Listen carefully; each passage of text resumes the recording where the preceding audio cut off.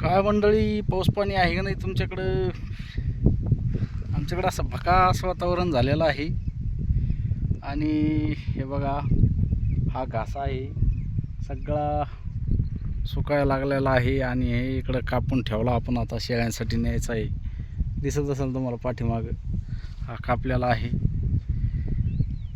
तर मित्रांनो, जवळपास 15 दिवस होऊन गेले, पाऊस नाही आहे आपल्याकडं. आणि सगळ्यासारख्या कापसं म्हणजे सारख्या, आणि जे काही दुसरे माल आहेत, सोयाबीन आहेत, नुसतं सुकून राहिले आता. आणि आभाळ येतं पुढं जातं, आभाळ येतं पुढं जातं. बऱ्याच ठिकाणी पाऊस होतोय, पण आमच्याकडं नाही आहे. बऱ्याच जणांना आता ज्यांच्याकडं पाण्याचा पर्याय आहे त्यांनी सोलार वगैरे चालू करून तुषार लावून सोयाबीनला पाणी देणं चालू आहे ज्यांचं त्यांचं. पण आपल्याकडं पाण्याचा सोर्स नाही आहे, त्याच्यामुळं आपल्याला कुठलाही इलाज नाही आहे. आपल्या शेळ्यांचं गवत पण वाळत चाललेलं आहे. आता हा मेथी घासामध्ये बघा तुम्ही किती भेगाळलेलं रान आहे, सगळं रानात भेगाळून चालले. आणि खरं सांगायचं म्हणजे हे काहीतरी झिमझिम पावसावर आमचे माल आलेले आहेत. तितक्यात आता शेळ्यांची पंचायत इतकी पडली की सुका चारा तर आहेच, पण हिरवा चारा असला म्हणजे जरा शेळ्या चांगल्या गुटगुटीत राहतात. त्याच्यासाठी पावसाची आवश्यकता आहे, पण येईल. आज न उद्या येणारच आहे पाऊस. तर काल एका दादानं आपल्याला कमेंट केली होती, म्हणे फिरस्ती शेळ्या चांगल्या आहे का बंदिस्त आहे? तर आता फिरस्ती शेळ्याचं आणि बंदिस्त शेळ्याचं फरक म्हणजे एकच आहे. फिरस्ती शेळ्या यांना आपल्याला बाहेर फिरावं लागतं, आणि त्याच्यासाठी आपल्याकडं गायरान ज्या पडीक जमिनी असेल रोडच्या बाजूला असे जे असतात, त्या पडीक जमिनी जर असेल तर तुम्ही फिरस्ती शेळी पालन पण करू शकता. आणि फिरस्ती शेळी पालनामध्ये कसं आहे, चारा वाचतोय तुमचा, तुम्हाला चाऱ्याची गरज नाही राहत जास्त प्रमाणामध्ये. आणि बंदिस्त शेळी पालन जर करायचं म्हणलं तर बंदिस्त शेळी पालनामध्ये तुम्हाला सुका चारा, हिरवा चारा, चाऱ्याचं नियोजन लावणं खूप गरजेचं आहे. कारण कसं आहे, बंदिस्त शेळी म्हणलं की त्यांना चाऱ्याचं नियोजन हे 100% करावं लागतं. त्याच्यानंतर त्यांना 2 जागेवर रात्रभर एका जागेवर निवारा म्हणजे राहण्यासाठी, आणि दिवसभर एका जागेवर राहण्यासाठी, असं 2 जागेवर आपल्याला त्यांना शेडचं नियोजन करावं लागतं. चारा जर म्हणलं तर त्याच्यामध्ये तुम्ही सुका चारा स्टॉक करून ठेवावं लागतं तुम्हाला. त्याच्यामध्ये कडबा आला, तुरीचं बुसकट आलं, हरभऱ्याचं बुसकट आलं, सोयाबीनचं बुसकट आलं, असे वेगवेगळे चारे आपल्याला जमा करून ठेवावं लागतात, जेणेकरून आपल्या शेळ्यांना पुढं चालून कमी पडलं नाही पाहिजे.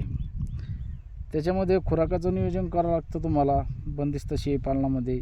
फिरस्ती शेळी पालनामध्ये पण तुम्ही खुराक द्याला तर खूप छान, म्हणजे चांगल्या शेळ्या असतात. पण जास्त करून बंदिस्त शेळी पालनामध्ये तुम्हाला खुराक हा 100% एक टायमाला ठेवावाच लागतो. तुम्ही सकाळी द्या किंवा संध्याकाळी द्या, कोणत्या तरी एका वेळेला तुम्हाला शेळ्यांसाठी खुराक द्यावाच लागतो, त्याच्याशिवाय पर्याय नाही. कारण कसं आहे, बंदिस्त जर म्हणलं तर कसं असतं, आता शेळी ही 18 पगड म्हणजे काय 12 वनस्पत्या खाणारी शेळी आहे. आणि त्याच्यामुळं जास्त प्रमाणामध्ये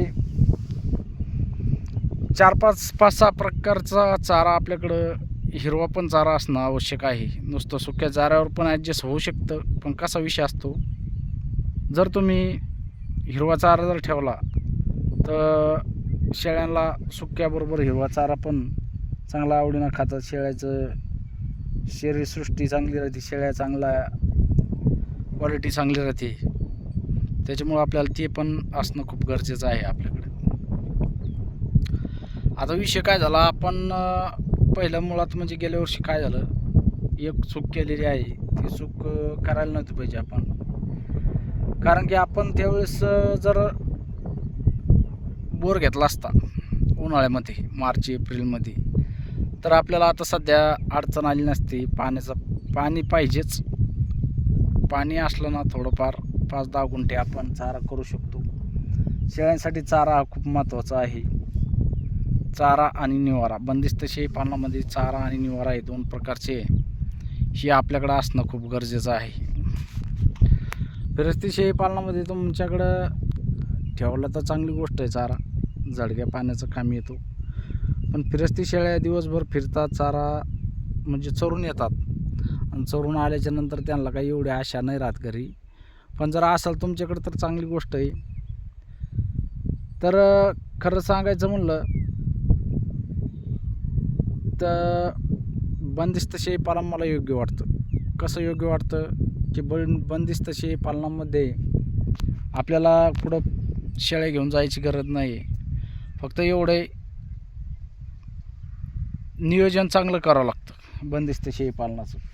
आणि फिरस्ती शेळी पालनाला एवढं नियोजन करायची गरज नाही आहे. तर आपलं तर बंदिस्त शेळी पालन आहे, पण आपलं कसं आहे, आपण दिवसभर आपल्या शेळ्या म्हणजे बंदिस्त म्हणजे आपल्या कसं आहे, फक्त 8 महिने फिरस्ती असतात आणि 4 महिने बंदिस्त असतात. 4 महिने म्हणजे पावसाळ्यामध्ये आपल्या शेळ्या बंदिस्त असतात. हिवाळा उन्हाळा आपण इकडं तिकडं फिरतो, त्याला 2-3 तास फिरून आणतो. चारा वगैरे व्यवस्थित सगळं नियोजन केलं तर शेळी पालनासारखा दुसरा कुठलाच व्यवसाय एवढा चांगल्या नफा देणारा आणि कमी पैशामध्ये सुरू होणारा व्यवसाय जर मला तर एकमेव फक्त शेळीपालन. शेळीपालनाला सुरुवात करण्यासाठी पण तुम्हाला जास्त काही 1,00,000, 2,00,000, 4,00,000 रुपये गुंतवणूक करायची गरज नाही. फक्त 50,000 रुपये, तुम्ही तसं तर 10,000 रुपयामध्ये एक शेळी घेऊन पण शेळीपालन सुरू करू शकता आणि चांगल्यापैकी इन्कम घेऊ शकता. आता राहिलं बंदिस्त आणि फिरस्ती शेळीपालनाचं नियोजन, तर ते आपल्या आपल्या नियोजनानुसार असतं. तुमच्याकडे जर फिरवण्यासाठी तुमच्याकडे वेळ असेल, तुमच्याकडं जर फिरण्यासाठी जागा असेल शेळ्या चारण्यासाठी, तर 100% तुम्ही फिरस्ती शेळी पालन करू शकता. आणि तुम्हाला जर वेळ नसेल शेळ्या फिरण्यासाठी, तर बंदिस्त शेळी पालन नक्कीच चांगलं आहे तुमच्यासाठी. कारण की याला बंदिस्त शेळी पालनाला वाटेल तेवढा वेळ द्यावा लागत नाही. जेवढा आपण फिरस्तीसाठी देतो तेवढा वेळ बंदिस्तमध्ये द्यायला गरज नाही आपल्याला. कारण की इथं चारा टाकला तर तुम्ही सकाळ दुपार संध्याकाळ 3 वेळ तुम्ही एक तास जरी दिला तर भरपूर झाला. 3 तास दिवसातून 3-4 तास जातात तुमचे. बाकीचं तुम्ही वेगळं दुसरं काम करू शकता. हे आपल्या आपल्या मनावर असतं. जसं आपल्याला ॲडजस्टमेंट होईल त्याप्रमाणे आपण बंदिस्त फिरस्ती शेळी पालन करू शकता. मित्रांनो, शेळीपालन नक्कीच खूप फायद्याचं आहे आणि तुम्हाला जसं वाटेल तसं तुम्ही तुम्हाला जसं नियोजन होईल तुमच्याकडून त्याप्रमाणे करू शकता तुम्ही. तर चला मित्रांनो, व्हिडिओ खूप मोठा होत आहे. व्हिडिओ आवडल्यास व्हिडिओला लाईक करा, नवीन असेल तर आपल्या चॅनलला सबस्क्राईब करा.